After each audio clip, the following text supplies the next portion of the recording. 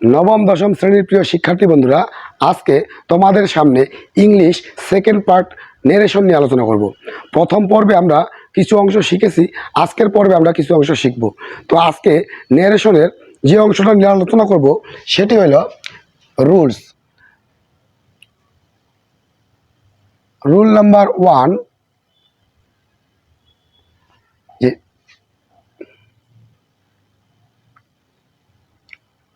Future টেন্সের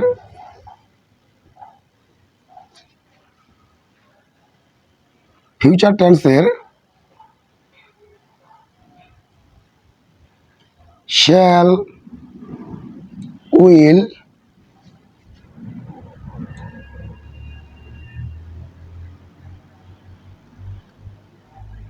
নিম্নোক্তভাবে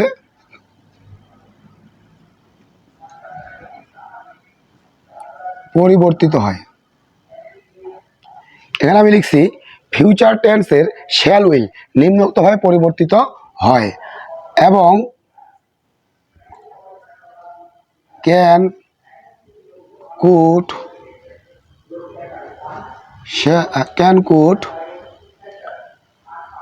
মে, মাইট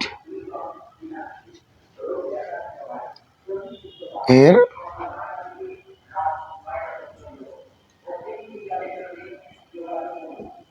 পরিবর্তিত হওয়ার উপায়।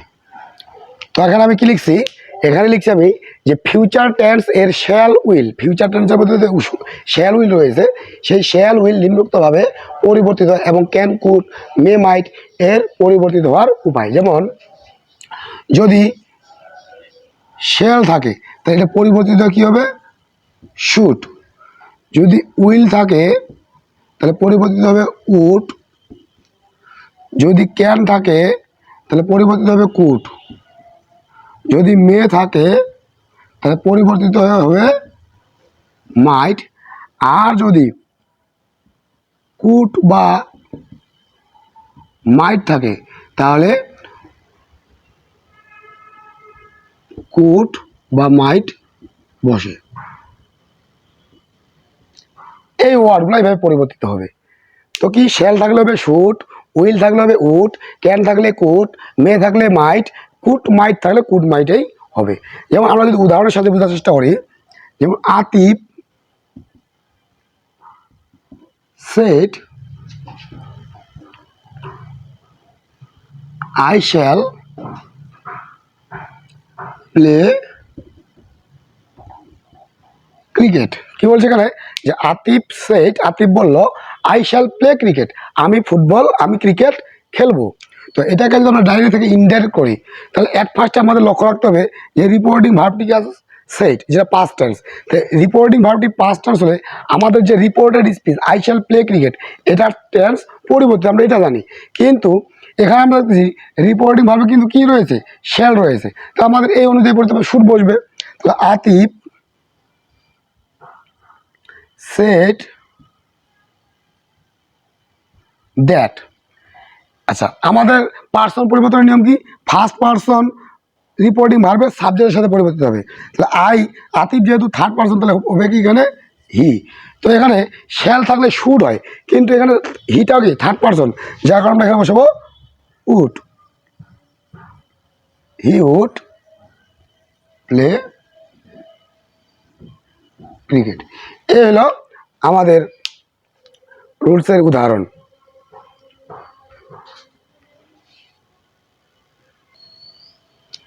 এখন আমরা রুল 2 জানবো। তো রুল 2 এর মধ্যে যে নিয়মটি থাকবে সেটি হলো যে কতগুলো ওয়ার্ড আছে, ওই ওয়ার্ডগুলোর ডাইরেক্ট থেকে ইনডাইরেক্ট করার নিয়ম। তাহলে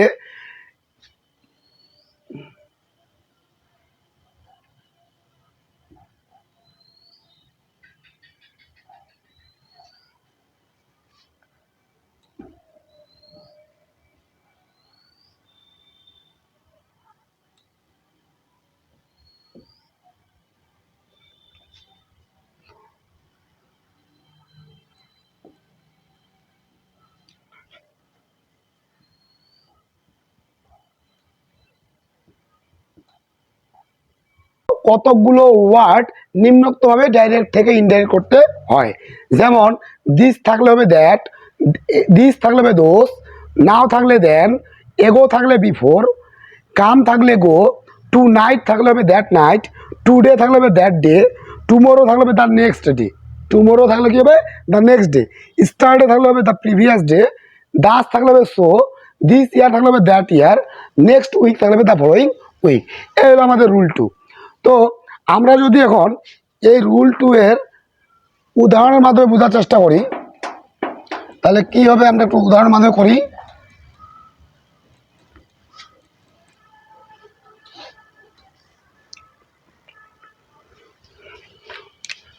যেমন বাবুল সেট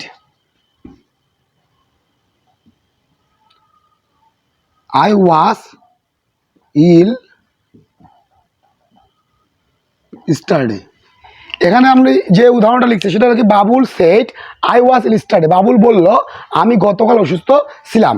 এতে আমরা যখন ডাইরেক্ট থেকে ইনডাইরেক্ট করব তাহলে কি হবে, এখানে বাবুল সেট কমা কমা তুলে দেখে নিতে হবে দ্যাট। তো এখানে আমাদের দেখতে হবে যে রিপোর্টিং ভার্বটি যেহেতু পাস্ট টেন্স, তাহলে রিপোর্টেড স্পিচের ভার্বের টেন্স পরিবর্তিত হবে। এখন দেখবো রিপোর্টেড স্পিচটা কোন টেন্সে আছে। আমি দেখতেছি আই ওয়াজ ইল yesterday, আমি গতকাল অসুস্থ ছিলাম। এটা হলো কি পাস্ট ইনডিফিনিট। তাহলে পাস্ট ইনডিফিনিট আমাদের ডাইরেক্ট থেকে ইনডাইরেক্ট করার সময় কী হবে, পাস্ট পারফেক্ট টেন্স হবে। তাহলে এট ফার্স্ট আমরা পার্সন চেঞ্জ করি, আইটা কার সাথে পরিবর্তিত হবে, ফার্স্ট পার্সনটা সাবজেক্টের সাথে, বাবুল হবে হি হ্যাড ইল yesterday আছে। তো yesterday আমরা যে রুল নাম্বার 2 অনুযায়ী যেটা বললাম, yesterday কি হয়, the previous day, the previous day. তো কি হলো, Babul said that he had ill the previous day, যে বাবুল বলল যে সে আগের দিন কি ছিল, অসুস্থ ছিল। তার মানে গতকাল Seema said I will do the work now। যে সীমা বলল I will do the work now, আমি এখন কাজটি করব। তো এটাকে ডাইরেক্ট থেকে ইনডাইরেক্ট করলে যে সীমা সেড দ্যাট শি, এখানে শি কেন হইলো, আমাদের সাবজেক্ট হলো ফার্স্ট পার্সন। ফার্স্ট পার্সন কার সাথে পরিবর্তিত হয়, এই সাবজেক্টের সাথে। তো সীমা হলো একটা মেয়ে, যার কারণে এখানে কি বললো শি। উইল থাকলে কি হয়, would, she would do the work. এখানে আছে নাও, না তাহলে কি হবে দেন।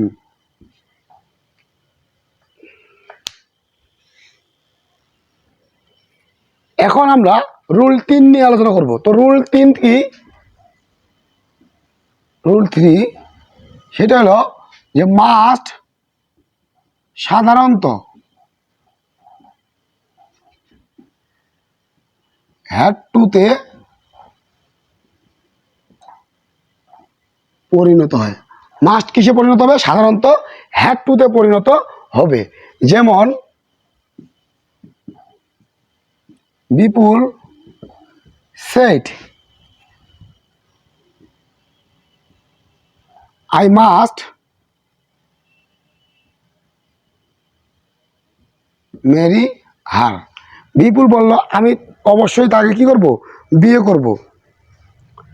তো এখন এটাকে যদি আমরা ডাইরেক্ট থেকে ইনডাইরেক্ট করি তাহলে এখানে কি হবে, যে বিপুল সেট দ্যাট, এই যে আই আছে কি হবে, বিপুলের সাথে পড়তে হবে হি মাস্ট।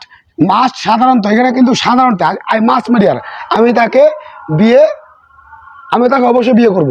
তো এই মাস্ট কিন্তু এখানে সাধারণত ব্যবহার করা হয়েছে।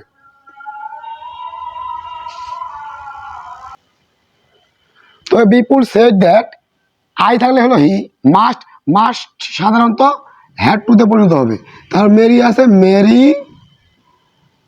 হার।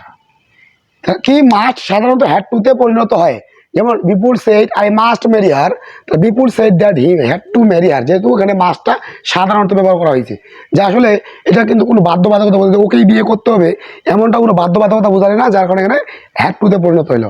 তবে কিন্তু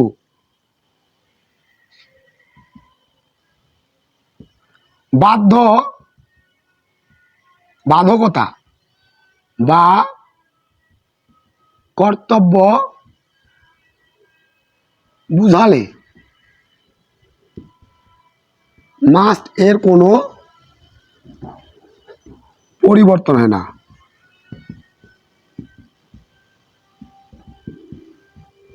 তবে বাধ্যবাধকতা, যেমন এখানে লিখছি বাধ্যবাধকতা বা কর্তব্য যদি বোঝায় তাহলে মাস্ট থাকবে, মাস্টের কোনো পরিবর্তন হবে না। যেমন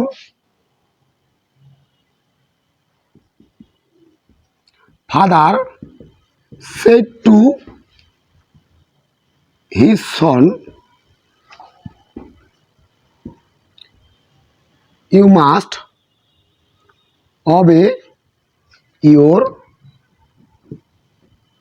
teacher. Father said to his son, বাবা তার সন্তানকে বলল, you must obey your teacher, তুমি অবশ্যই তোমার শিক্ষকের সম্মান করবে বা তোমার শিক্ষকের আদেশ পালন করবে।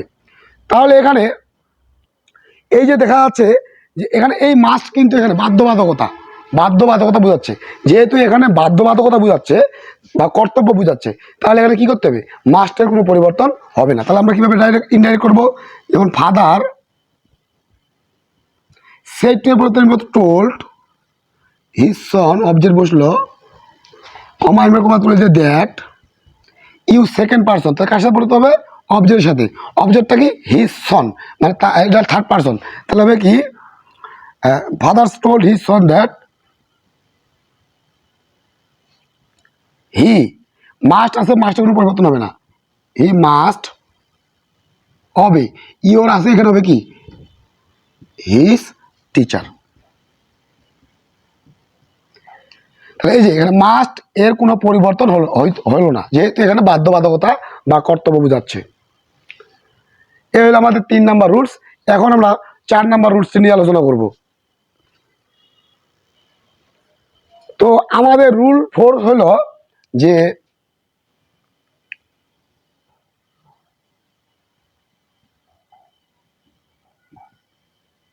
Reporting ভার্বটি past tense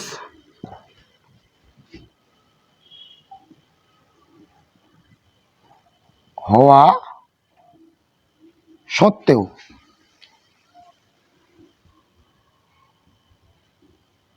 reported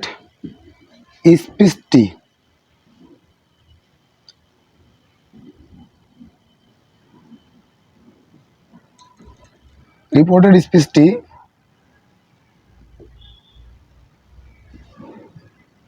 habitual fact বা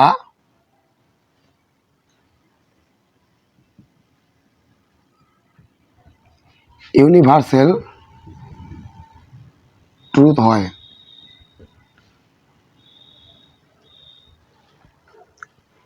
ইউনিভার্সাল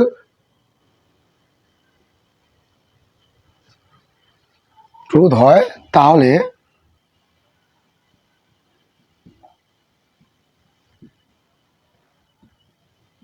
রিপোর্টেড স্পিচের ভার্ব এর টেন্সের কোনো পরিবর্তন হয় না। কি লিখছে রুলসটা, যে রিপোর্টিং ভার্বটি পাস্ট টেন্স হওয়া সত্ত্বেও রিপোর্টেড স্পিচটি হ্যাবিচুয়াল ফ্যাক্ট মানে অভ্যাসগত সত্য বা ইউনিভার্সাল ট্রুথ বা চিরন্তন সত্য হয়, তাহলে রিপোর্টেড স্পিচের ভার্বের টেন্সের কোনো পরিবর্তন হয় না। যে রিপোর্টিং ভার্বটি পাস্ট টেন্স, আমরা জানি রিপোর্টিং ভার্বটি পাস্ট টেন্স হলে রিপোর্টেড স্পিচের ভার্বের টেন্স পরিবর্তিত হয়ে কারেসপন্ডিং পাস্ট ফর্ম হয়, কিন্তু যদি রিপোর্টিং ভার্বটি পাস্ট টেন্স হলো কিন্তু রিপোর্টেড স্পিচটা যদি ইউনিভার্সাল ট্রুথ বা হ্যাবিচুয়াল ফ্যাক্ট মানে চিরন্তন সত্য বা অভ্যাসগত সত্য বোঝায়, তাহলে রিপোর্টেড স্পিচের ভার্বের টেন্সের কোনো পরিবর্তন হবে না। যেমন আমরা যদি একটি উদাহরণের মাধ্যমে বোঝার চেষ্টা করি যে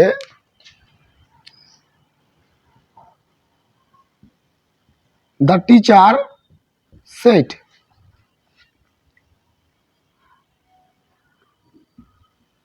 the earth moves around the sun। কি লিখছি এখানে? দ্য টিচার সেড, শিক্ষক বলল, the earth moves around the sun, পৃথিবী সূর্যের চারদিকে ঘুরে। তাহলে এখন আমাদের রিপোর্টিং ভার্বটি হইল কিন্তু পাস্ট টেন্স, তাহলে পাস্ট টেন্স এই রিপোর্টেড স্পিচটা কিন্তু চেঞ্জ হওয়ার কথা, কিন্তু আমরা দেখতেছি যে রিপোর্টেড স্পিচটা চিরন্তন সত্য, যে পৃথিবী সূর্যের চারদিকে ঘুরে, এটা কিন্তু একটা চিরন্তন সত্য। তাহলে এই রিপোর্টেড স্পিচের ভার্বের টেন্সের কোনো পরিবর্তন হবে না। তবে যদি পার্সন পরিবর্তন হয় তাহলে পার্সন পরিবর্তন করতে হবে। তাহলে কি হবে এখানে? The teacher said that the earth, third person কোনো পরিবর্তন হয় না। দ্য আর্থ, এটা কিন্তু প্রেজেন্ট লিমিট টেন্স আছে, তাহলে প্রেজেন্ট লিমিট টেন্সেই থাকবে, এর টেন্সের কোনো পরিবর্তন হবে না। The earth moves around the sun। এই হলো আমাদের 4 নম্বর রুলস। আরো একটা উদাহরণ যদি দেওয়া যায়, he said man is mortal, সে বলল মানুষ মরণশীল। তাহলে এই যে এখানে আমাদের reported speech man is mortal, মানুষ মরণশীল, এটাও কিন্তু চিরন্তন সত্য। তাহলে এখানকার ভার্বের কোনো পরিবর্তন হবে না যদি আমাদের রিপোর্টেড স্পিচ পাস্ট টেন্স হয় তারপরেও। তাহলে আমরা কি লিখবো? He said that man is mortal. এই আমাদের রুল নাম্বার 4 এর বিস্তারিত। এখন আমরা রুল নাম্বার 5 জানবো। তো আমাদের রুলস 5টা হলো যে আমাদের ডাইরেক্ট স্পিচে সে টু বা সেড টু থাকলে